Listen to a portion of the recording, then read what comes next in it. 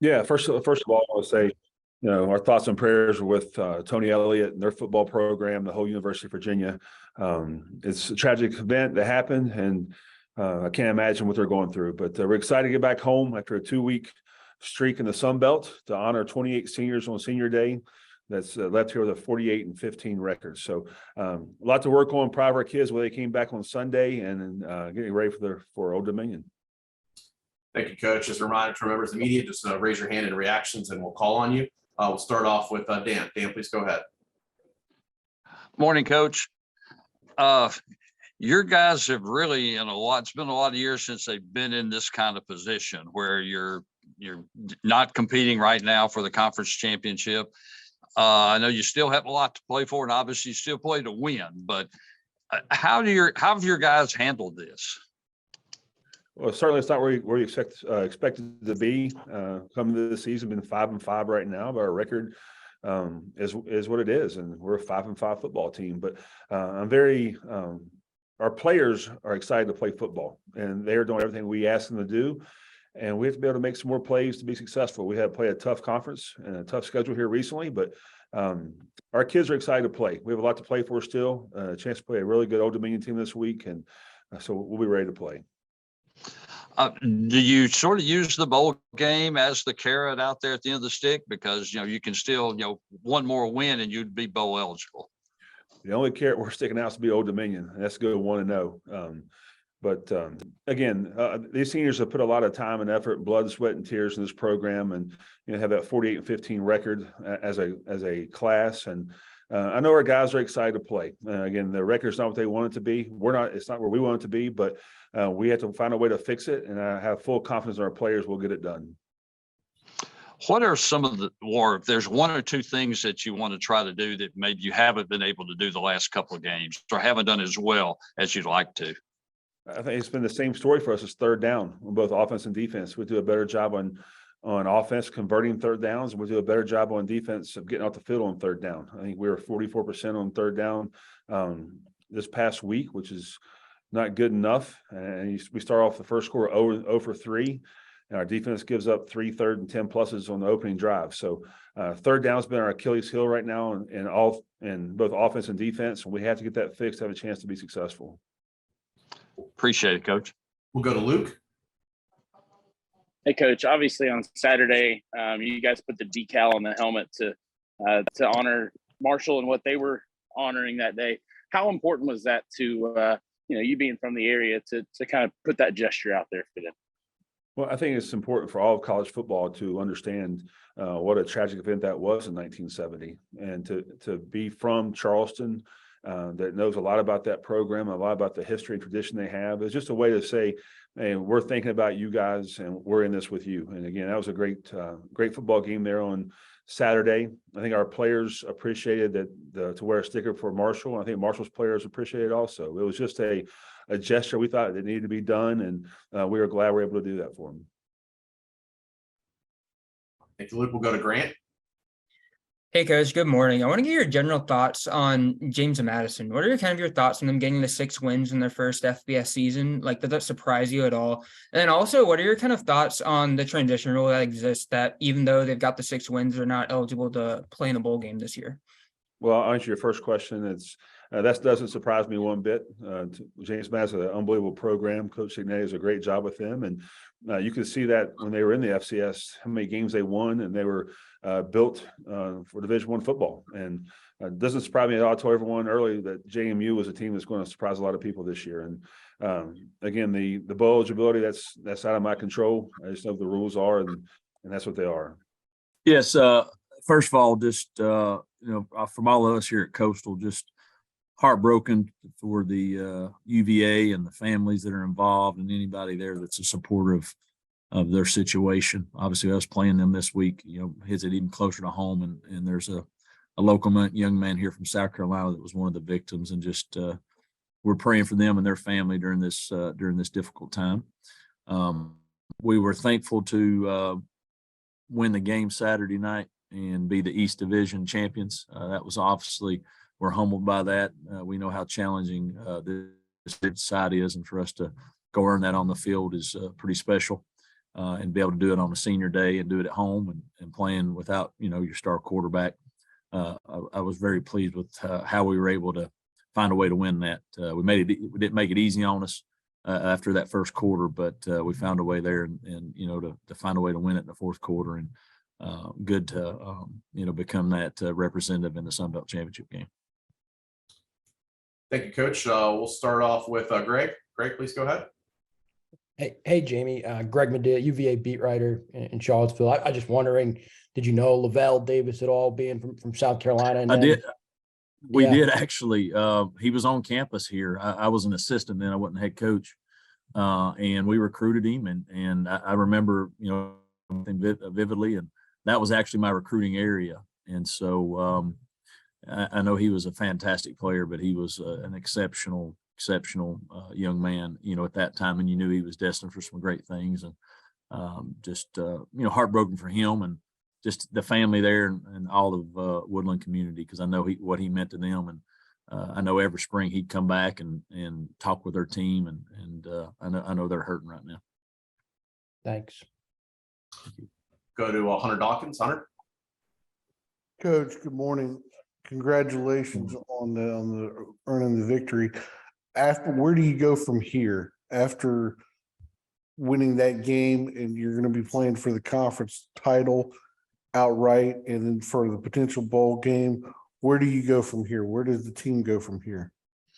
Well, obviously we still got a lot to play for. We're trying to secure home field advantage for the Sun Belt Championship game, and so we know we've got 2 games left, and that we need to go out and win those 2 games to put ourselves in position to try to host that. And then secondly, in my opinion, if you win the Sun Belt Conference, you should be a representative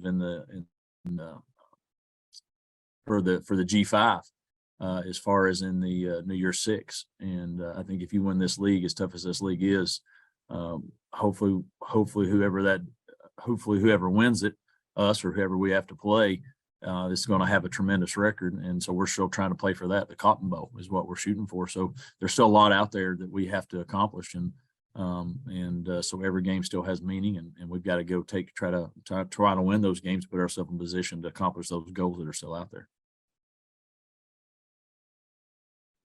We'll go to Grant. Hey, Coach, what are your general thoughts on seeing James Madison get to 6 wins in its first FBS season? Does it surprise you at all? And then also just what are your thoughts on the transition rule that doesn't allow them to go to a bowl game after, reaching bowl eligibility? Do you feel like that's something that should be amended? Well, one, I'm not surprised by their success. I mean, they had sustained success for a long time at the FCS level. And if you can do that, you can win national championships, and the resources that they put into their university and the football program. I don't think anybody that has followed college football around this area in this part of the country are surprised by the success that they've had. And they're going to continue to have that because they got a great foundation in place, and I know they got great coaches and they can get great players. You know what? I don't make the rules. And so that's what they are. There's a reason behind them. I'm sure as they make the jump, there's a reason why you have to not be eligible for some of those things. I don't know what they are per se, but you follow with what you have to follow. I wish they didn't have the signing limit when we jumped up from FCS to FBS. We would have maybe got to 85 scholarships quicker than it took us 3 years to get to, and not take all those losses that we had to take. And so, part of that, just part of what, and so, but I'm not surprised by how well they're doing. All right. Thank you, Grant. We'll go over to Dan.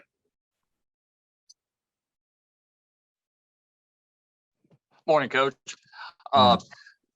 Obviously, you gave all the reasons that you're still playing to win games and so forth. But in these last 2, do you approach it any differently? And I'm thinking of the terms of guys that you can play a certain number of games and not lose their year, as far as still being able to redshirt. Are you one that tries to work more of those guys into some of the things that you do during these last couple of games? Well, we're definitely aware of our players that are close to playing for or played for, and do they need to play any more of that. We're definitely aware of that. If there's guys that we want to play that now that we haven't, and then there's opportunity to play them up to 4, then, we can use them, we're going to use them, but we're not going to do it just to do it. And hey, we're going out to try to win the next games that we have. And that's important to us to continue to win. And if there's anybody that's not played that we think can help us from whether that's special teams or offensive defense, then we'll play them. There's some guys that we have in mind that we've sort of tried to hold. I say hold, that they're one of 4 games that we wanted to sort of try to see if they could play the last 4 and use them, especially in special team situations. There's some of those that we have in mind, and we'll just see sort of how they fit. We're finally getting actually healthy towards the end of the year here. So we've actually gotten some guys back. And so whether that some of those guys play or not will remain to be seen. But there's probably 2 or 3 that have not played this year that we've got 4 games to go playing them on special teams these last 4 games. And we'll sort of see how that shakes down with practice and some of the things we got to do. If I could ask one more thing, you mentioned being the G5 representative and so forth. I know you're aware of the situation and sort of looking at what can happen, but are guys on your team and around the program, are they similarly aware that that's out there at the end of the rainbow? No, I've not necessarily talked to them about it per se. I mean, they probably follow it a little bit, but I've not laid that out. From that standpoint, I mean, I won't. Obviously, we got to go try to win some games. That's a lot. There's a lot that has to happen. But we realize if you want to, try to be their representatives, we don't right now. Currently, our league doesn't get any money like some other leagues do, and we've already got one. Obviously, from having a loss standpoint, you can't afford any more, and so, but. They will know eventually if we can continue to win. Yes. Good afternoon. First off, let me start off by saying that everybody within the JMU football program, our thoughts and prayers are with the UVA football program, the University of Virginia, and everyone in the Charlottesville community during this tragic and difficult time. It certainly puts things in perspective. We get immersed in this game, and it's just a tragedy, and they're in our thoughts. In regards to the game last week, good in-state rival win, decisive win that'll have short-term, long-term benefits.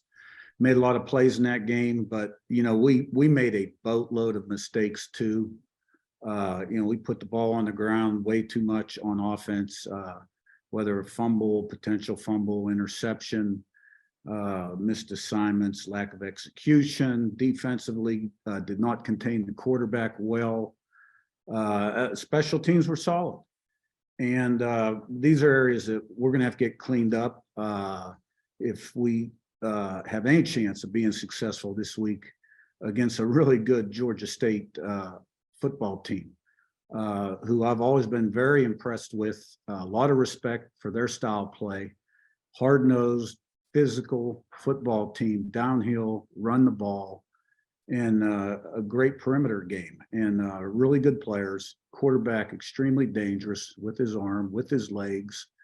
Really good receivers, running backs. I know they've had some injuries on the line, but functioning well. And the ULM game was a great win for ULM, but a little bit of a surprise because Georgia State was on their typical end of the season roll. And, where they would have came in with 4-game winning streak. And, last 3 games, they're outscored their opponents 31-17. Offense averaging 31 a game, defense giving up 17 minus that block, punt, and interception they threw at the end of the game. So they're really good. They played toe-to-toe with South Carolina and had a couple punts blocked that changed that game.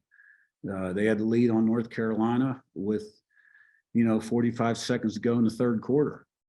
They beat Army. Southern Miss was coming off a big win. They beat them 42-14. So this is going to be a tremendous challenge for our football team, and ought to be a great game. So in saying that, we did do a lot of things well Saturday. We held the ball for 38 minutes. Our defense held ODU to 70 yards rushing, had 4 sacks, had about 8 of 11 drives, 5 plays or less, had 3 interceptions. I was really proud of that. We attacked the ball, took the ball away from them. And, offensively did good things too. We had 5 drives of 10 or more plays and, made a lot of plays. We were 8 for 13 on 3rd and 4th down, which had been a problem the previous 2 weeks. And, in the second half, we outscored them 20-0, which had been an issue since the Arkansas State game. So there were a lot of positives come out of that. We should feel good about that, but we have to feel good in the right way, in a way that leads to confidence in terms of our preparation and potential performance on Saturday, and not sort of a glowing, warm feeling that everything's going to be okay, because we know in athletics that's certainly not the case. Start with Perry. Hi, Coach. And going off of confidence, like you just talked about, what kind of confidence, at least with scoreboard, does a 37-3 win, give you heading into the last 2 games of the season? Well, it's always good to win, especially when you're coming off a 3-game losing streak like we were. Those were tough games, all had a different set of circumstances. And our guys had a great week of preparation. I really felt good about the week, and I felt very confident going into the game, that we were going to play very well. And we did play well. We didn't play perfect. We got a lot of things we have to correct. Got a few injured guys back, which was very important. We still got quite a few injured, and everybody thinks we're at 85 scholarships. Well, we're not. We're at 77 scholarships. We could have been at 85, but we've never gotten close to 85 in 1 year. So, we're playing at about 77 scholarships. You mentioned that Todd Centeio was, 80-85% last weekend. Winning like that, how do you see the potential of this team, perhaps if he was 100%? Our whole focus right now is Georgia State. Okay, you are what your record says you are. And our goal is to go 1-0 this week and get to 7-3. So, I'm not concerned about potential hypothetical situations or stuff like that. All my thoughts right now are going into what we got to do against Georgia State. Thanks. Thank you. We'll go to Grant. Hey, Coach, you talk about going 1-0 every week, but maybe flash it back to the beginning of the year. Like, were there any big picture goals you set for this team? And if so, what have you maybe hit yet? What have you maybe hit so far after getting your 6th win? And then what's left to be conquered this year? Well, big picture goals were, we wanted to commit to a higher standard and everything that we did. Some of the things we got away with in the past at the FCS level in terms of preparation, commitment, and discipline wasn't going to fly. I think our guys have learned that lesson to some degree, particularly against Georgia Southern. We also knew that there was no limitation on what our final record could be, that we could win more games than any team in the Sun Belt, more conference games, could win the Sun Belt East. In theory, even though we couldn't play for the championship game, that is still on the table. And so, it's a journey, and we're winding down, but there's a lot of practices and a couple games left to go. Thank you. We got time for one more from Noah. Hey, good morning, Coach. How much momentum do you hope that, this win over ODU can give your team, moving into these last 2 games of the year with everything still to play for, with the East title still on the line? Well, I look at it like this win gives us a good shot in the arm, and I'm hoping that we will build on this, and it'll allow us to play even at a higher level.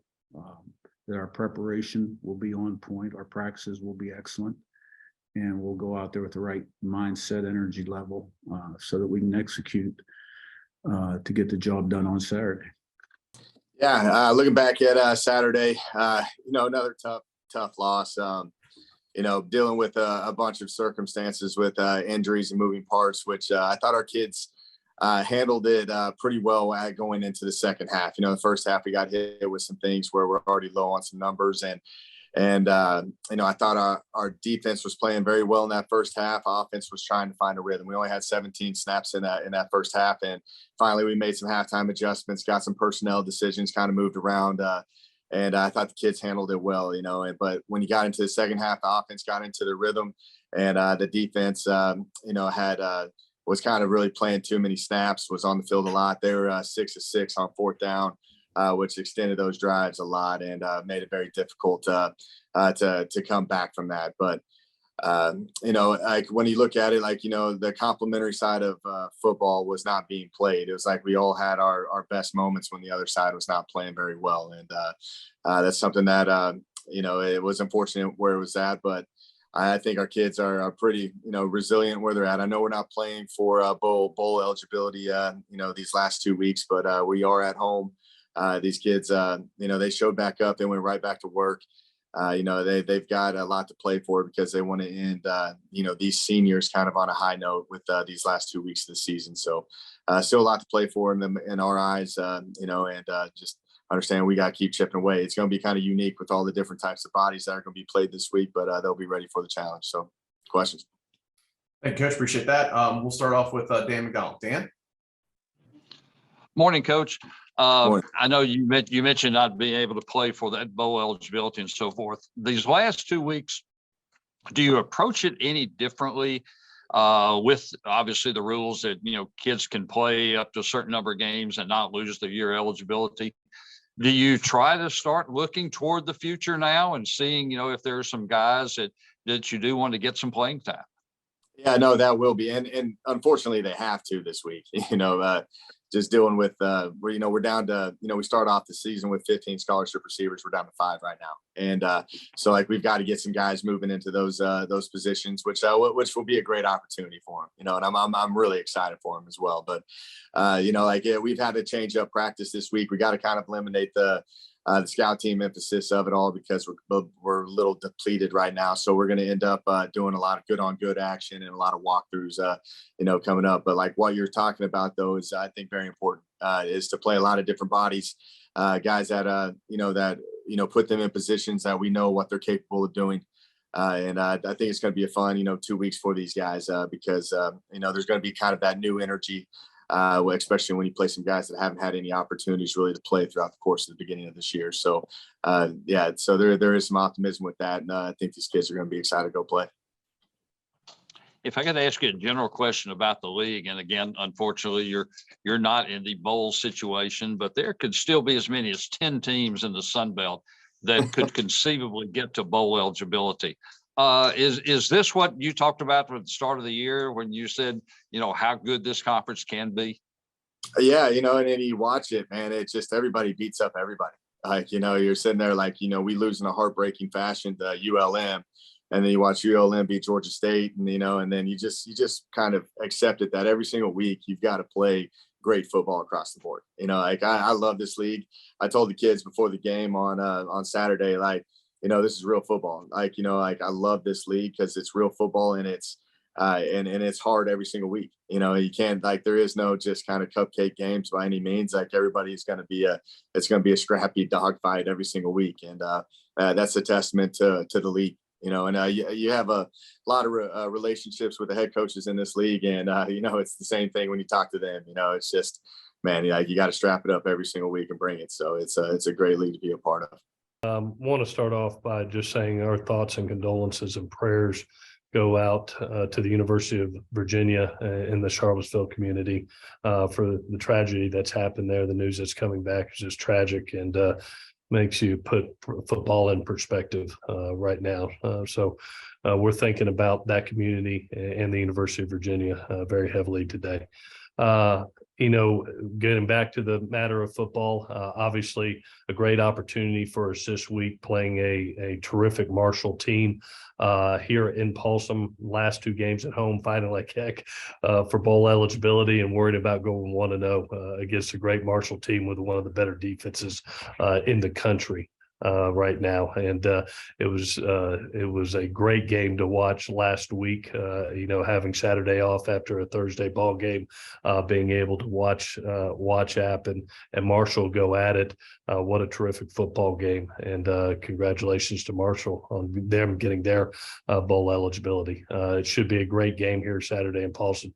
We look forward to the opportunity to compete. With that, I'll take any questions that you have. Thank you, Coach. We'll start off with Luke Creasy. Luke? Hey, Coach, you said you watched that game. Did anything in particular stand out about Marshall offensively or defensively to you?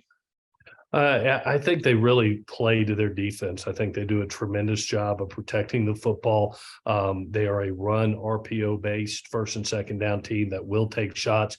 I think the quarterback does exactly what they want him to do, take the advantage throws when they're there, but they lean on that really good run game that they have, and they play to a stellar defense. I mean, you look at their scoring modules, throughout the season, they've been low score games. And, you even look at the game last week versus App. It's 28-21, but there's a block punt for a touchdown there, and there's a kick return. So offensively, it was really 21-14, when you look at that. So, at the end of the day, I think they really play to their strength, which is their defense. And, they pack a great defense, they pack a great running game, and they play great special teams. And that's the kind of menu to be a bowl eligible team. And they got there last week. All right, thank you, Luke. We'll go to Hunter Dawkins. Hunter? Coach, one of the things that I've noticed in watching Marshall play this year in just a few of the games against Notre Dame and against App State last week, they put the other teams in, they make unique plays. For instance, like you said, the block punt, a couple of uneasy moves in plays. When you're working on practice this week, is it more about doing the consistent, normal things, or is it, trying to scheme on a certain plan? Well, I think we needed to make some corrections from the ULL game. We did not play to our best of our ability after a great week of preparation. So we needed to do some corrections, especially in some gap integrity things that really, produced a really poor second quarter by us. And here comes a good run football team in. So, we have to concentrate on our assignments and really improving off of last week in doing that. I thought we did it in the second half of that game, but you're coming in here with one of the better run games in the country coming in, and a great defense that really, limits your third down opportunities. I mean, you look at their third down efficiency, it's elite. So, I think it's more about not recreating the wheel, especially in game 11, but doing what we do better.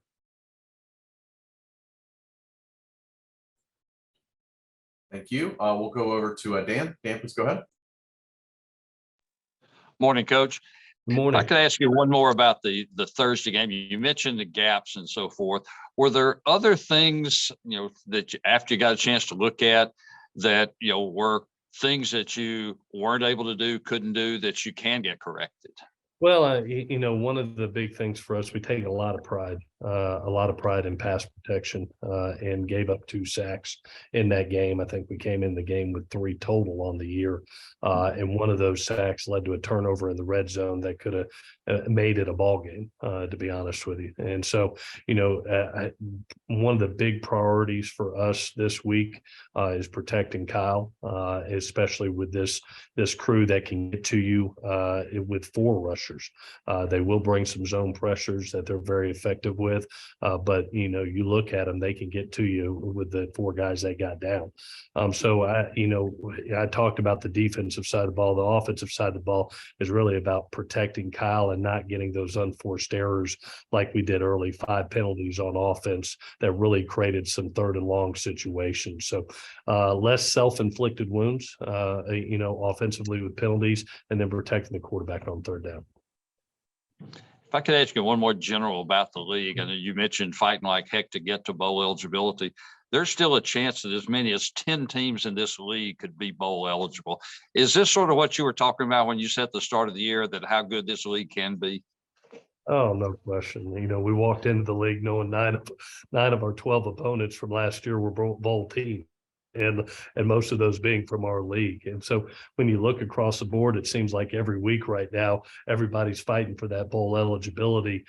Marshall and App had that last week. Here comes Marshall and Georgia Southern, fighting for that. And the competitiveness across the board in the league, I think we all respect as coaches each and every week. Like we've said, if you don't bring your A game, you're going to get your butt beat. But I'm proud as a head coach within this league. I think we're all proud of the job that's being done by our teams, both on the national front and winning some big games nationally, but also you're going to see a bunch of our football teams in postseason. Sure, yeah. Boy, just coming off a big win in Atlanta against Georgia State, our second conference win in a row, and game that came down to the very last play of the game, where they came up inches short of a first down that would have given them a fairly decent field goal shot to send the game to overtime. But just really proud of our football team. It was a great team effort, and we knew we had to have a team effort to beat Georgia State. I thought coming into this game, they had won 4 of their last 5, probably as good as anybody, easily as good as anybody in the conference right now playing football. It would take a great team challenge, team effort for us to win. And that's exactly what we had, a great team effort every phase of our game. I mean, defensively, they had rushed for over 200 yards, 15 of their last 17 games. They're the leading rushing team in the conference. And we held them to under 200 yards. And that game was critical. We got a pick 6 to put us ahead toward the end of the game defensively, and a big stop at the end of the game on 4th down to seal the victory. Offensively, we just had to continue to move the ball. We threw for over 200 yards. They had 13 sacks in the last 2 games. We gave up only 2. They had 6 a week ago and 7 the week before that. We gave up 2 sacks.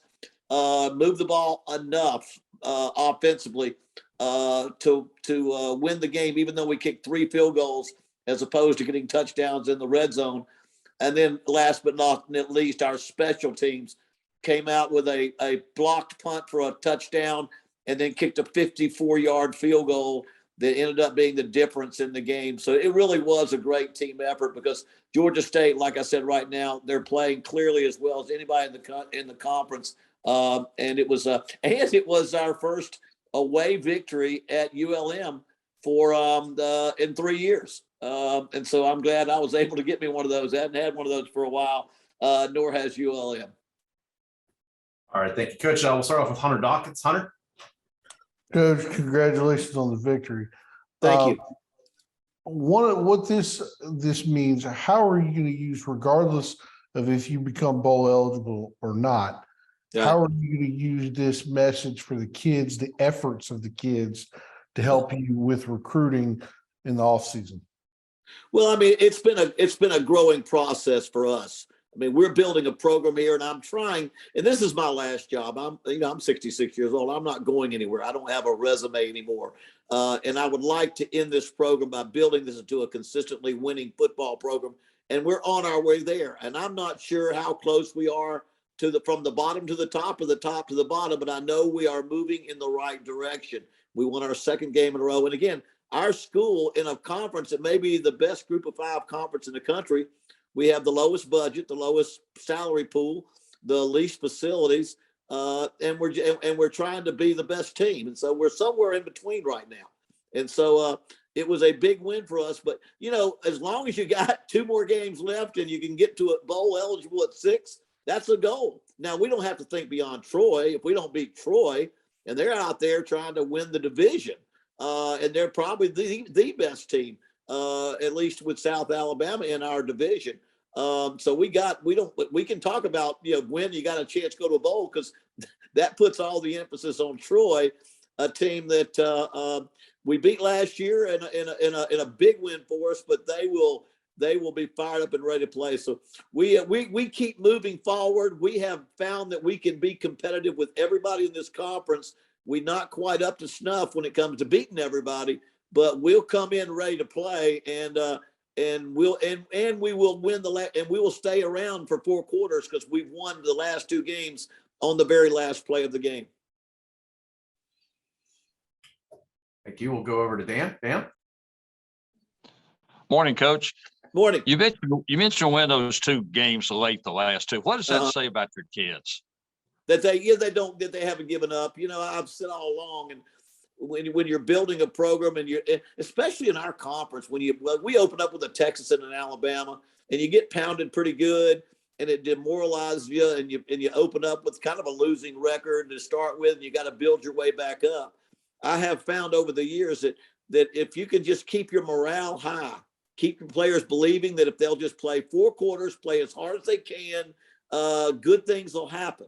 And so that's kind of what they've done. I'm so proud of our players, because we were 2-2, had 4 straight losses to very good teams in a very good conference. And I wasn't discouraged about the future success of our program, but about the morale of our team. And so what's happened now, when the kids continue to believe they can win, and remember, we were down 21-0 at Texas State and 14-3 this past Saturday, and they never quit playing hard. And so what that gives you is, no matter how a game starts, or no matter how many points we're underdogs or whatever they call it, we're going to go into a game knowing that if we play our very best, we have a chance to be in this game and have a chance to win the game. Let me ask you one other general thing about the league. You mentioned the league of among the group of 5. Right. There's still, your team is one, and there's still as many as 10 teams that could easily get to bowl eligibility. Does that sort of reaffirm what you said just then, and what you said at the start of the year about how good this league is? Yeah, without a doubt. Not only have we already had an outstanding conference when I got into the conference, and again, the thing that makes our conference so good is because we live in a part of the country where you better be good. If you look at our programs, to me, they emulate as much the SEC. In this part of the conference, we emulate the SEC, not so much that we're at that level or the facilities are, but we want to have big time football for our level. Facilities, everybody is in a race to have good things and good facilities just for our league. And then when you go to the other side, you're probably comparing yourself to the ACC in a lot of ways, in that people are going to make sure that the facilities and their commitment to the program is as big as it can be, because you're in a part of the country where football doesn't take a back seat to any sport. You know, there's football, spring football, and recruiting. That's about the 3 sports in Louisiana, and I know Alabama, where I've coached at 3 different universities. It's just a very important thing to have. So, and then you add Marshall, James Madison, and ODU to an already tough conference, and we found out this year how much that makes us even more competitive. So again, I've been fortunate over the last 27 years to play almost every team at one time or another in this conference, and to put them all together makes our job at ULM, trying to climb from the very bottom, having not won a game 2 years ago, to be competitive in this conference. And I'll say it says a lot for our young men, because as answering your question, it's just a great conference, getting better every day. Yeah, hard fought win against Army West Point Saturday. Tremendous challenge. Not a lot of fun to get prepared for that offensive scheme. Got a lot of respect for how they do things. They're well coached, and we were lucky to get the win. And then got a big conference game this week in Louisiana Monroe. Their record, I don't think, indicates really how good of football they're playing. They lost by a touchdown to Coastal. They lost by a touchdown to Southern Miss. They've played 2 Power 5 opponents in Alabama and Texas. Going to be a really good challenge. They've got what I think is as good a skill people on offense as what we've seen in a while, just from a standpoint of being explosive. Their receiver, number 4, is dynamic. And then defensively, they present issues and do a lot of things that are multiple. So work cut out for us this week, but excited about getting back into conference play. Question. Thank you, Coach. We'll start off with Hunter Dawkins. Hunter. Coach, congratulations on the victory this last week. How are you to transfer, I guess, defensively? Is it going to be the same setup or kind of somewhat similar in the way that you guys played against Army with the triple option level versus how you're going to play against ULM, who's been pretty successful in the last few games? Yeah, it'll be, I mean, it's a major adjustment going back to, normal football, if you will, conventional football. Louisiana Monroe does a lot of RPO things and things that you see in more today's college game, more so maybe than Army West Point does. So it'll present some changes we have to do in practice, and we'll have to go back to reteaching some things that we haven't done in a week or so, because you have to adjust a lot of what you do schematically to play that offense that Army runs. So we'll be adjustment back to normal life, if you will. Thank you. We'll go to Dan. Dan. Morning, Coach. Hey, Dan, how are you, buddy? We're not much to listen to anyway, so not hearing us is not a big deal. It's hard to answer though if I can't hear you. Well, we'll sign language. Could you talk a little bit about Carlton Marshall? And he got the tackle numbers he needed to become the FBS all-time leader. Yeah, I mean, tremendous young man. What a story. Walk on here out of Mobile, McGill-Tulane High School, to all-time leading tackler in Division I football history, FBS history. He's a kid that's always bet on himself. He's done everything with a chip on his shoulder and humility. He's a tremendous teammate. He's instinctive at the position.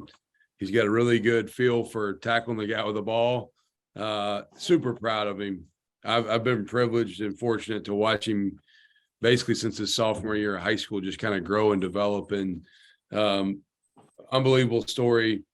He's as hard of a worker as you're going to find. But maybe the best part about Carlton is when I had to recruit him to come back this year, I don't think he came back because of a tackles record or any of that. I think he came back because he wanted to have success as a team, which he hadn't experienced in a couple of years. And so I think that's what made his decision for him, is he wanted to pursue something that was special from a team standpoint. Obviously, he's got a chance to play even at his stature. Does he sort of model his game? Or were there any players out there, former college, former professional players, that he sort of looks at? I mean, I think of a Sam Mills, a guy like that. Is he in that mold? That's the name that comes to mind when I think of Carlton, is Sam Mills as well. Dexter Coakley, maybe kind of that realm too, but Sam Mills is the first one that comes to my mind. When I recruited Carlton here, when I was a linebackers coach here, I showed him tape of a young man named Nico Marley, who was Bob Marley's grandson and Rohan Marley's son, who I had coached at Tulane. And Nico was a 5'9" linebacker at Tulane that was a freshman all-conference player. And I coached Nico before I came here to Troy as an assistant. When I was recruiting Carlton to come walk on here, I showed him Nico's film and to help him build confidence that I believe in you. I think you can play at this level, and I'm not afraid to play at this level if you're the best player. I don't care how tall you are. I remember Nico well. If I could ask you one thing just about the league in general. Obviously, you guys are already there, but there could be as many as 10 teams in the Sun Belt that could get to bowl eligibility. And it looks like it will have, is 7 or 8 almost assuredly. Does that sort of reinforce what you said earlier and what you said all along as far as how good this league is? Without question. I've been in the SEC top to bottom, the way the Sun Belt is structured currently. This is a juggernaut of a league. I mean, week in, week out, you've got to be ready to play. Quality coaches, great players. Anybody can beat anybody. I tell our guys daily almost, we're as good. We're good enough to beat anybody we play. We're also good enough to lose anybody we play. This league is a testament to that. I think top to bottom, this is the best group of 5 league. And I just think there's tremendous challenge each and every week to get ready. I have a lot of respect for our league as a whole and what's been put together, and I'm honored to be a part of it. It's brutal week in, week out. The preparation is not easy. Yeah, today I'm a little bit behind on some of the news, but certainly today put some things in perspective. You kind of see what's going on at the University of Virginia, and I man, thoughts and prayers are going out to those guys. I can't even imagine having to handle that and what's going on. So put some things in perspective a little bit. For us, we're getting ready to play a non-conference game against a really good Florida State team. But like I said, today kind of got you shook a little bit when you see some of that stuff. Just praying for those guys over there in Virginia. For us, it kind of makes, what you do seem a little bit less important, when you got that stuff going on. So we're going to get ready to play this weekend. Go down to Tallahassee and play a really good football team that's playing really good ball. Certainly, they've got it going pretty good right now, and they're playing really well. And they've got really good players to go with it. So we're going to have to prepare really well to go out there and go get an opportunity to play a top 25 team on the road in November. And those things are it's always exciting. It's always a great opportunity for your team and for your players. So we're going to, work really hard this week to have a great game plan and go out there and try to get one on the road. Thank you, Coach. As a reminder for our members of the media, if you have a question, please just go to reactions and raise your hand. We'll start off with Dan. Dan, please go ahead. Morning, Coach. Morning. Your team was able to get a lot of pressure on Georgia State's quarterback, and that's something they had not really. I don't think they'd only given up like 3 sacks all year long. What were your guys able to do that you're able to put some pressure on? I thought our defensive staff did an outstanding job of, we mixed up drop 8 and we mixed up pressures. And I thought we did a really good job of making the identifications hard for them. And we got our guys in one-on-one pass rush situations. And we have some guys that can rush the passer that do a good job of that. And we were able to get them in one-on-one situations, and on the back end, mixed up coverages enough to where quarterback didn't know exactly what was going on all the time. It was a lot of post snap stuff that he had to figure out. So you make him hold the ball a little bit, but that was a tall task going into the game, knowing that they'd only given up 3 sacks the entire year. You knew that you got to affect the quarterback and try to get pressure on him, try to get him to make bad decisions. And to his credit, he really didn't. He did a good job putting the ball where it needed to go. We were just able to get home a couple of times. Offensively, you were able to get the running game going a little bit. Was that, how good did that make you feel? Yeah, it's been great. The last couple of weeks we've been able to run the ball effectively, and that's something that it just takes a lot of pressure off the quarterback whenever you can run the football and you're having success doing that. You don't feel like you got to drop back 40 times, 50 times a game and try to get some yardage. So. Our offensive line, that they've been a little bit of a work in progress all year, and you're kind of starting to see them gel a little bit, come together. The backs are playing much better. They're pressing the holes. They're getting their shoulders square. They're running downhill. And I think, my guys on staff, these offensive guys had a really good game plan for them, put us in some good situations to have some advantage runs, and kids did a great job executing. So, all year, we've kind of offensively, it's been a little bit of a work in progress, and we're starting to play better at the end of the year, the right time of year when you want to play well. And we got to continue to do that, especially this week. We're going to have to play really well to get, have an opportunity to go out there and have some success. You need a bit of run the ball and mix in the run and pass against a good team. So, you feel good about the progress that we're making, but we got to continue to do that with a couple regular season games left and, an opportunity for us to try to get in a bowl game here. I was going to ask you about, you mentioned the offensive line. Are there a couple of guys that have really stepped forward in that group? Because you've had to patchwork at a lot of places.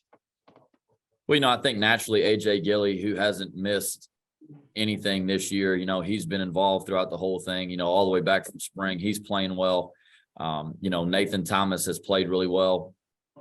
Hasn't had to miss any time this fall. David Hudson, I think, does a phenomenal job for us identifying fronts and getting the combinations going and talking everybody through it. Those guys have played really well. Rubio has been, week to week, man. We're just trying to get him to the show, get him ready to go play. And he's played really well in some spots. I think James Ohamba has come a long way for us as a guy that was really just a depth guy that, didn't know exactly what he would play, guard, tackle, how much he would play. he's really done a great job for us. Him and George Jackson, who's a freshman. George has probably made the biggest strides out of all of them, as you'd kind of expect for a young guy who's getting his first real taste of it. But George is going to be a really good player for us. And then getting Jax back last week was a shot in the arm. You miss him when you don't have him. So, those guys have played well. Landon Burton has played well in spots for us. He's still not 100%, coming off of an off-season surgery, but the plays that he's been able to take, the snaps he's been able to take have helped us tremendously.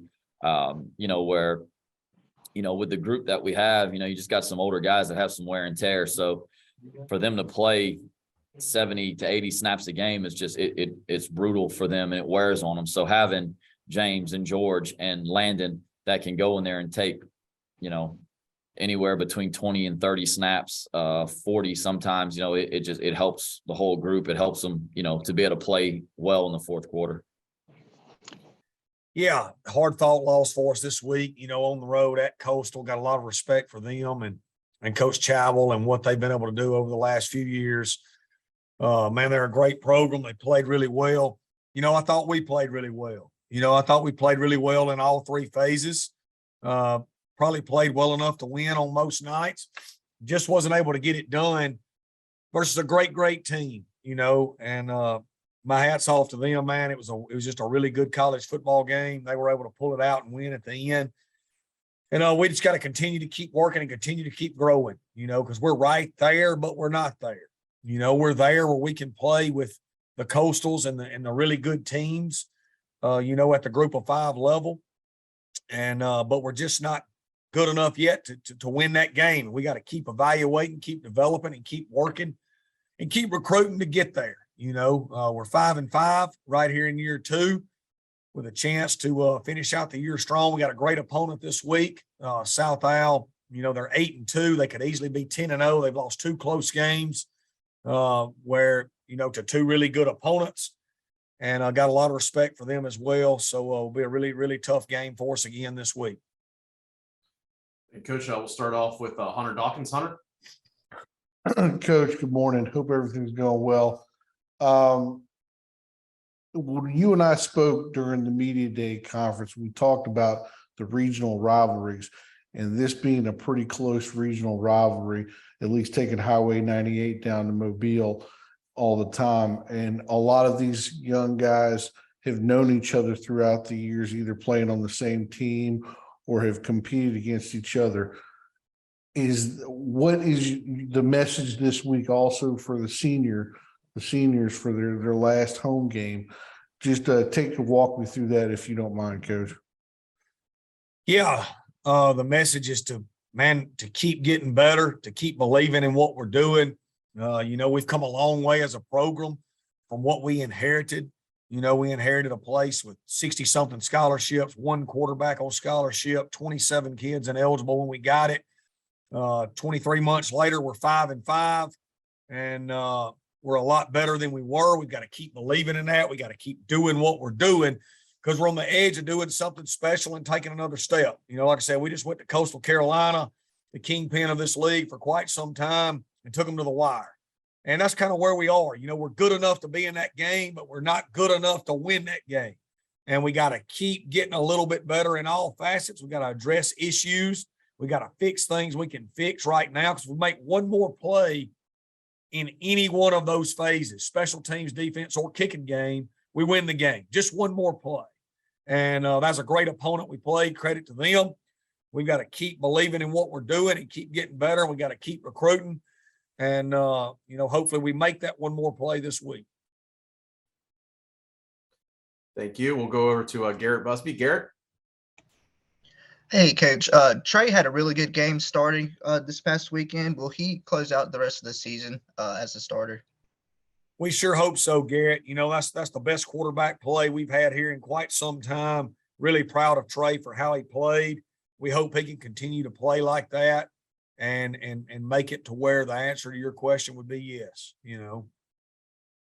Yes, sir. Just to follow up, how important have the seniors been in turning this program around? Obviously only winning 3 games last season, now winning 5 and on the verge of bowl eligibility. How important have they been in turning this program around? Huge. The first thing we did when we got here was beg them to stay, because a lot of people left. This program was in a bad state. We had lost, we had, I think, 3 offensive coordinators over the last few years, 4 O-line coaches. The head coach had left after game 1. Then you had 2 interim coaches. You also had COVID, and you had the portal coming into play for the first time. So, man, we just were a depleted roster in every way. And these seniors that'll play in this game this week were the ones that chose to stay and love Southern Miss in spite of everything that was going on. And to be quite frank with you, a lot of kids nowadays would not have stayed. And a lot of them didn't stay. And in the situation they were in, some ways you can't blame them for leaving. But we're certainly appreciative of the ones that stayed. We have built this program back to where we're on stable ground now. We've laid a foundation that can be built upon. We're proud of that, and we certainly appreciate these seniors and would like to send them out the right way because they deserve it. Thank you, Coach. Time for one more from Heath. Heath, please go ahead. Hey, Coach, your defense, Coastal jumped out 17-0 on you, but they fought back. And I was wondering if you could talk a little bit about your defense and the way they played, maybe from the second quarter on. Even had the lead going the fourth quarter, just how they adjusted, and talk about your defense, sir. Thought we played good on first and second down all night. Outside of the drive, late in the game, Coastal did a great job right there on that 3-play drive to retake the lead late. Really, Heath, the early scores were third downs. Coastal had a great job, did a great job on third down early in the game, and that was the difference. After that, we settled down and got some third down stops and allowed us to get off the field, and that really was just the difference. It wasn't anything major schematically or anything. It's just, Coastal made a huge play on the opening drive on third down, and then on the next drive they did 2. And then we were able to settle in and get some third down stops and get off the field. I thought, as a program in the kicking game, offensively and defensively, we played good enough to win versus a great opponent. We just didn't, or to get us in position to win, we just didn't make the play in any phase. We didn't play bad in any phase. We just didn't make the play to win in any phase. And, that's certainly disappointing. But the reality is that's where we're at, and we've got to get just a little bit better and make one more play to be able to win a championship type game. And I'm proud that we're to that point. We can be in that arena, but at some point we've got to get over that hump too. Sure. Good afternoon. First of all, I want to talk about, what happened up there at the University of Virginia. It's awful to think about, what happened there with there in Charlottesville with their players and just everything they're probably going through right now. Can't imagine having that situation occur. I know, in life things happen and tough things happen and bad things happen, but to wake up and just hear that really just guts me. So thinking about those guys up there in Charlottesville, and coaches are friends of mine and their team.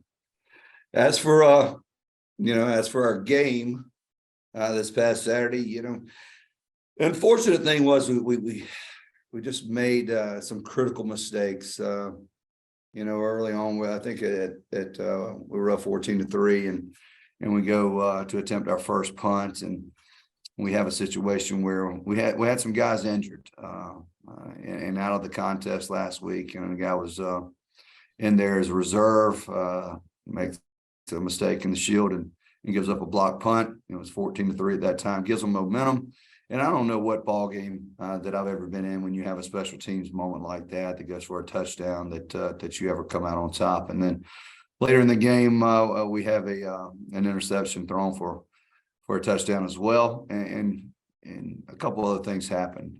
Just didn't play well enough to win the game, and everybody says stats are for losers, but I thought our defense played a really nice game. They held them to 300 yards. I think they were 3 of 12 on third down, and give us an opportunity to be successful and go out there and win. And offensively, 97 plays for 530 yards, I believe, and just didn't put it in the end zone like we should have. But we've got to find those guys that can go out there and replace the starters that we were lacking. I think we were lacking 7 starters last week in that contest, and either they got to get healthy or we've got to really coach up these guys moving forward to try to win at JMU against a really talented football team. It was a disappointing loss.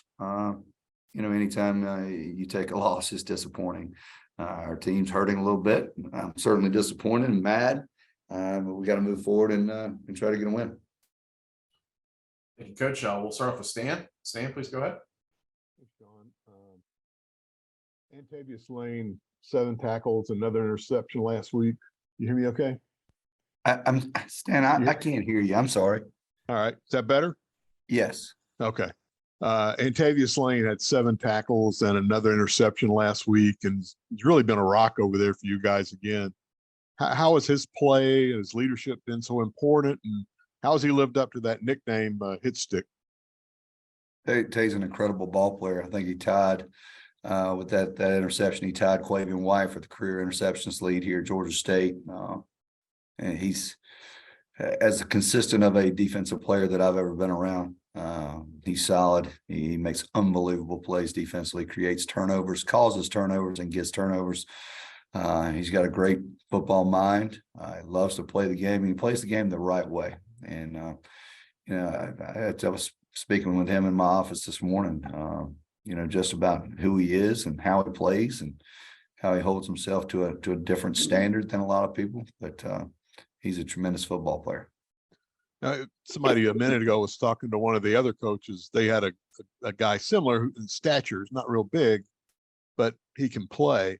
Why were you so sure that Antavius could play Division I football? He's not a real big guy. Well, I'm a firm believer in you go find football players. I've seen a lot of guys, probably more so than the guys that could play. That you go find football players. They will make your team so much better.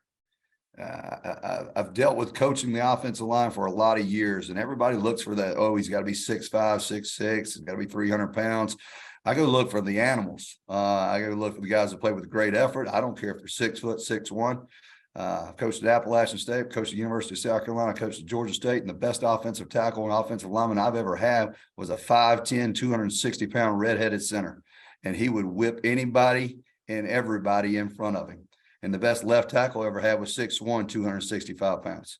And you go and search, and he's a ball player. You turn on the film, if I don't know why, and I'm so glad nobody else really, I think Florida Atlantic maybe had recruited him, but I just lit up. I said, that's an unbelievable football player. I want him. We had Dante Wilson here, graduate last year. First player I walked in the door when I got the job here. He was 5'10" and a half, 265 pounds. I said, I want him to play our nose guard position because he was an incredible effort guy, great hand strength. I'm not in it. You don't walk in here and measure 6'5", 290 pounds and say, oh yeah, you got a scholarship. Go prove it. That man proved it. Thank you very much. Thank you. We'll go to Brady. Brady. Hey, Coach. All right. Looking back at the game on Saturday, I think second lowest rushing total and yards per carry total. When you watch back on the film, what was maybe going wrong with the blocking with some of the new guys that were? Was it a assignment thing? Was it physicality thing? It definitely wasn't a physicality thing. Had a situation where Mason Cook started at left tackle. Bryson Broadway had to go in at left guard at a right tackle position with Jonathan Bass, and had a lot of reps this year. You insert 3 new guys, and it just doesn't look the same as when you have the consistency of the guys that you had there in the past. Playing a little bit out of position. Broadway's never played offensive guard. He's quick and agile and plays the tackle position, but he was needed to play inside. All that stuff doesn't look so good when you have to mix and match it. It just doesn't fit quite well, and it's in everything that you do. it didn't have a whole lot of time to prepare those guys. You know, you got 4 days and you got to go out there and play the very, very best you can. The guys, when they were in there, played as hard as they could. They just didn't have enough experience in certain areas to be really, really successful. I think I don't even really know what we rushed for. But yeah, it could have been a lot better. It certainly, but I won't blame it on their effort or their intensity or anything like that. It's just the way the game of football works. Sometimes you get ankles dinged up. Sometimes you just have injuries that are unfortunate. I would love to go out there and not have an ankle sprain or a knee injury and play very, very consistent with our guys. I think that's incredibly hard to do in the game of football at any position. You've got to have backups that can step in, and we were a little shorthanded. Got time for one more from Noah. Noah? Hey, Coach, you guys are making a trip to Harrisonburg this weekend. You know, you went there as an assistant with App. What do you remember kind of from that game, that, you know, the atmosphere and things like that? And are you using that a little bit to prepare your guys going into Bridgeport? I'll be honest with you. I went there in 1992 as a sophomore at Appalachian State and played there. And we won on a Hail Mary with 2 seconds to go from about the 45-yard line. And it was a great experience then. And then the last time I went up there, I believe it was in 2008. We had a 21-0 lead. They returned the opening kickoff and devastated our title hopes in 2008, I believe it was, at James Madison. Their stadium, I think it's an awesome stadium. I think the support that they have for that football program is really incredible. I love the game day environment there. I can't wait to go back. I thrive on great environments. I love great environments. And I think what they've done at James Madison is very, very impressive. They're a hell of a football team. And we know that. I mean, when the preseason rankings came out and all that stuff and all these, sports writers and things of that nature are picking them at the bottom of our conference, I said, you guys have no idea about the caliber of play at the FCS level. They're a talented football team. Some of their players on their roster are some of the best I've seen on film. And it doesn't matter if we played South Carolina, North Carolina, we've faced these conference guys. They've got some of the best I've seen. Sure. Well, obviously great to get in the win column, after playing 9 consecutive weeks. We're pretty beat up going into the bye week. So again, I like the way we approach the bye week, and then obviously finding a way to win a football game. I talked to our players about, it's all about respect and respecting winning. And there's a lot that goes into respecting winning. It's in terms of your preparation, what you do Sunday through Friday. It's your preparation for the game, your mental disposition, and then it's respecting your opponent and all the things that go into game day and preparation and pride and performance. And, I think for us, being in some very, very close games this year and losing them on final plays, for us to win a game like this, I thought was very needed for our football program. I thought our players, their mental disposition, I thought the way they played, they were into it. But, not a complete football game. They ran 94 plays on offense as opposed to 42 by us. We had 0 third down conversions, still managed to score 28 points. We only had 21 plays in the second half. However, of those 21 plays, we scored 3 out of 4 of the possessions, and those are on 75-yard drive, 71-yard drive, and a 66-yard drive. We only had the ball in the fourth quarter for 2 minutes, 2 series, 2 3-and-outs. So there's a lot to get corrected, but also a lot to build upon in getting a win. Thank you. We'll start off with Mitchell Gladstone. Mitchell?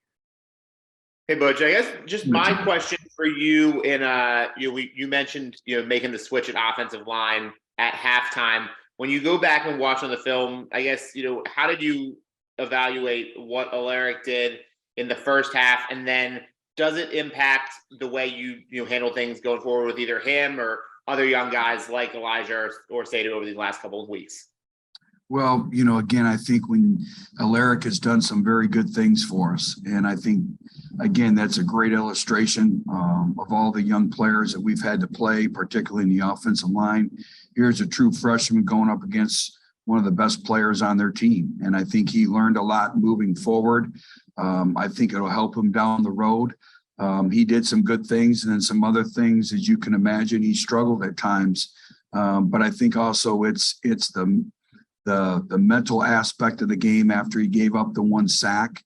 And that just comes with experience. And these are all growing pains that we've been through. I continue to say it. We had to play 9 straight weeks being the 3rd youngest football team in America. And those aren't excuses. Those are just fact checks. So every time you go out, whether it's a practice situation or a game situation, you learn. In terms of moving forward, we'll look to put the best 5 on the field that give us an opportunity to win against what I think is one of the best defenses in all of the Sun Belt and Texas State. Very, very active, very physical up front, use their hands very well, very disruptive and very explosive. So again, we're going to have to compete for those 5 spots, and we'll see where it goes. Thank you. We'll go over to Dan. Dan, please go ahead.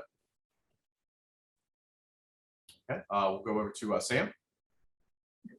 Hey, Coach, you talked about being in a lot of close games this year. What did it mean for your team to withstand the 14-point fourth quarter rally from UMass and then make really the play that needed to be made to win the game?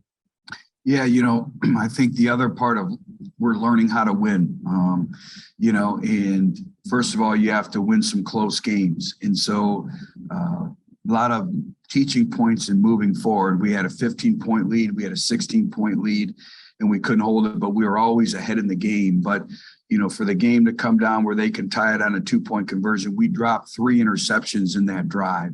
So there's a lot that goes into that, but to have the ability to win a game like that in a critical moment, a critical situation, we had not done that before.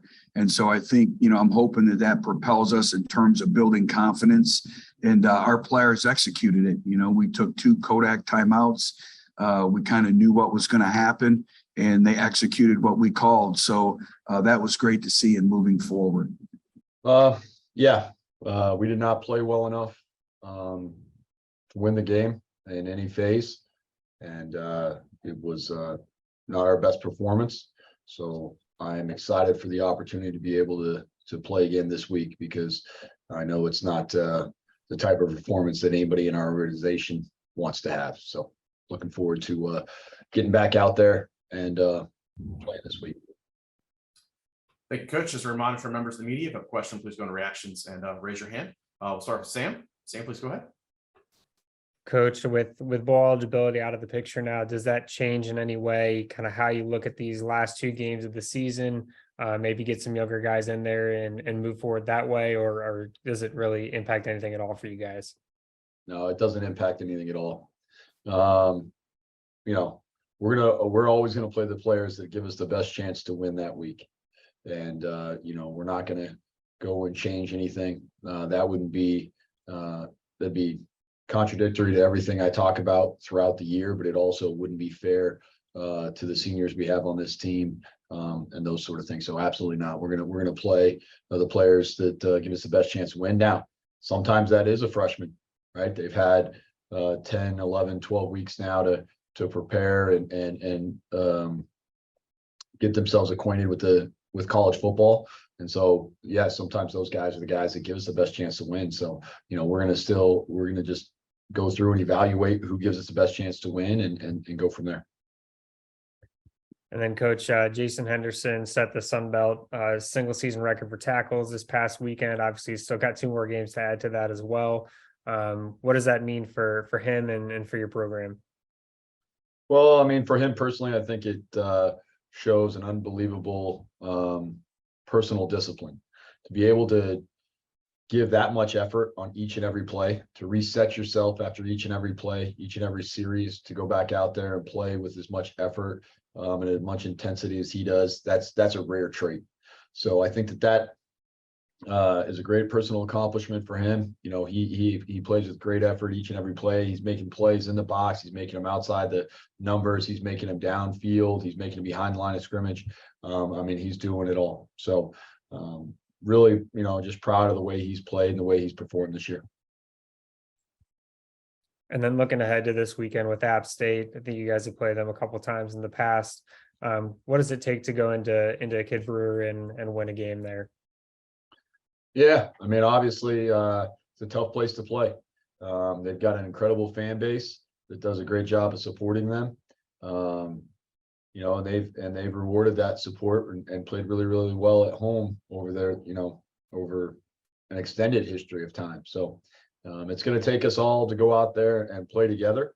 We're going to have to play very, very physical because it's going to be a physical game. We're going to have to, you know, stick together and know that, you know, ultimately, while the fans are there and do provide a great environment, they're not out there on the field. It's going to be a, you know, our 11 against their 11. And I know that seems cliche, but that's how you have to win road football games.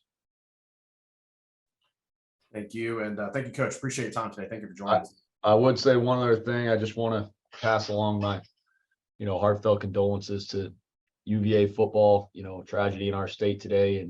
And I know, you know, we played that team and the three young men that lost their lives. You know, we played against those guys. So I know our team is heartbroken. They know those players. And so my thoughts are with Coach Elliott, and I know he's a tremendous leader, and he'll provide the support, compassion, everything they need to move on. So thank you. Yeah, sorry about that. I was finishing up a radio show. But you know, obviously excited to get another win, to be at home after, you know, two good road games against Arkansas State and Georgia Southern. And so to be able to come home and enjoy that with our fans and to get another win here, that was really exciting.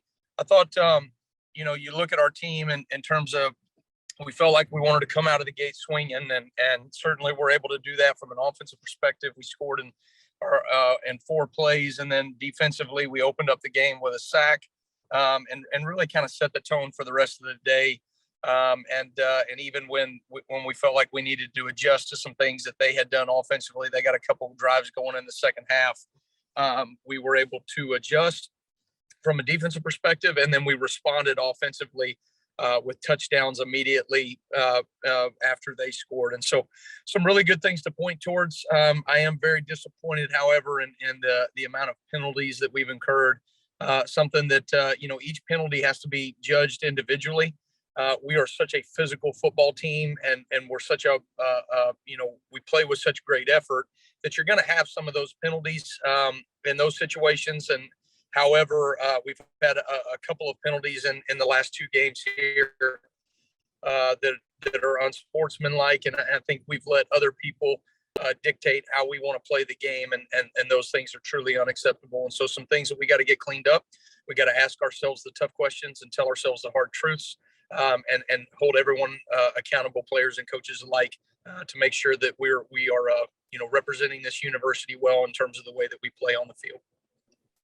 Thank you, Coach. We'll start off with Hunter Dawkins. Hunter. Coach, good afternoon. As you and I had spoken about before the season began in the media day, and also in before early practice, this conference is about regional rivalries, and you know that's an important factor. Not only is this a regional rivalry for your kids playing this week, but this is a regional rivalry for you, and being the former USM player and playing in the USM defense, being the instructionary for that. Just go with me, take me to where this is going to work for you, how you can get the kids motivated. I mean, the motivation is already going to be there, but how you can get to control the game and be as effective as you guys have been this year. Yeah, I mean, I think that, you know, you look at a regional rivalry. I mean, it's, you know, of course, regional for all of us. So I think, you know, when you look at the opportunity for our fan base, you know, to make an hour-and-a-half drive over to Hattiesburg and get a chance to watch their team play, I think that's really awesome. I think it's great for both fan bases. I think it's great for the league, and certainly you got to point to what Keith Gill and the rest of the Sun Belt administration has been able to do in terms of getting a team like Southern Miss involved, and I think that's really great for the league. I think we're moving in the right direction there. For this team, we've talked about it all along. I mean, we are a process-oriented program, and we have to stay relentless in our process. Those things are hard to do. As you go through the dog days, the end of the season here, it's hard to fight complacency. It's hard to fight, when you've had success on the field. You've got to constantly remind yourself of the urgency and physicality and relentless detail that it took to get to this point. And I think our team has shown that we can respond to adversity. We can also set a tone from the beginning of the game. You look at this past week was a great indicator of us coming out of the gate and playing with the physicality and passion that the game needs to be played with. But that has to show up in Hattiesburg this week. I think just staying relentless in our process and our detail, and if we continue to do those things, the outcomes will be in our favor. Thank you. We'll jump over to Sam. Hey, Coach, what have you and your staff done to kind of identify these quarterbacks in the transfer portal with the season that Carter Bradley's having on the heels of another strong season from Jake Bentley last year? Yeah, we are pretty relentless in our process of evaluating quarterbacks. I think that comes from both Major's background of being a quarterback. And then, of course, my background as a defensive coordinator, seeing it from the other side. I always look, does this guy and this person, does he make decisions under pressure? Does he have a talent or a skill set that would concern you in terms of going against that person in that week of preparation and how you're going to game plan for that person? And really, Carter, checked off a ton of boxes for us. And, he's got the arm talent. He has that swagger. He can anticipate throws. He's got great vision. And he's really an offensive coordinator mind on the field. And him and Major, I think, are only growing in terms of that communication, and then that communication being executed on game day. And so really proud of some of the things that he does. We evaluate, we watched every single throw that Carter Bradley made in college. We went back and watched tons of throws from high school. And we've done kind of the same in that process. And I think, I think I've used this analogy to you before from the movie The Patriot, when he was teaching his son how to shoot a gun, right? Aim small, miss small. We try to do that, right? We try to aim small. We know what we're looking for, and we want to make sure that we see everything that we can to know the product that we're getting, and then know the things that we need to develop. Everybody is going to have a positive, right, and something that they need to be able to overcome. There's always going to be pros and cons to every player, including first-round draft picks in the NFL, right? It's just being aware of those things and knowing how you can complement that within your greater scheme, offensively or defensively.